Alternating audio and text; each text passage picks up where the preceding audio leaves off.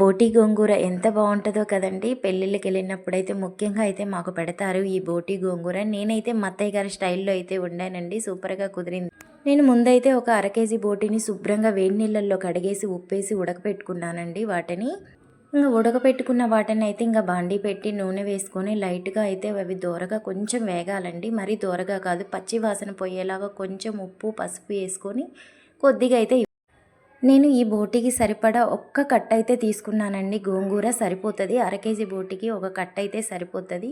ఉప్పు పసుపు వేసుకొని కొంచెం అంత పచ్చివాసన పోయేలా వేపుకున్న తర్వాత కొంచెం వేగిన దాంట్లో అల్లం వెల్లుల్లి టమోటా ఉల్లిపాయ మిక్సీ పట్టుకున్న పేస్ట్ అండి, ఇంకా అది కూడా వేసేసుకోవాలి. కారం ఉప్పు పసుపు ధనియాల పొడి గరం మసాలా మొత్తం వేగాలండి.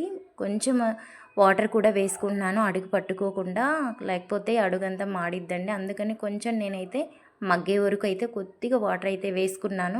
ఇది మూత పెట్టుకొని మగ్గించుకోవాలండి. ఇంకా నేను ఒక కట్ట గోంగూర, నేను ఒక 2 టమోటాలు 4 పచ్చిమిరపకాయలు వేసుకొని బాగా మగ్గించుకున్న దాన్ని ఆరబెట్టుకున్నానండి మిక్సీ వేసుకోవడానికి. ఒక్కసారి అయితే మెత్తగా మిక్సీ వేసేసుకోవడమే.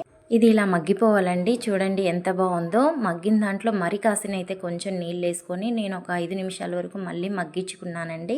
ఇలా మంచిగా ఉడకాలండి. ఉడికిన దాంట్లో మనం ఇందాక పట్టి పెట్టుకున్నాం కదా గోంగూర, అంతా అది వేసేసుకొని కొంచెం అయితే కొత్తిమీర చల్లుకొని మొత్తం కలిసేలా బాగా కలిదిప్పుకోవాలండి.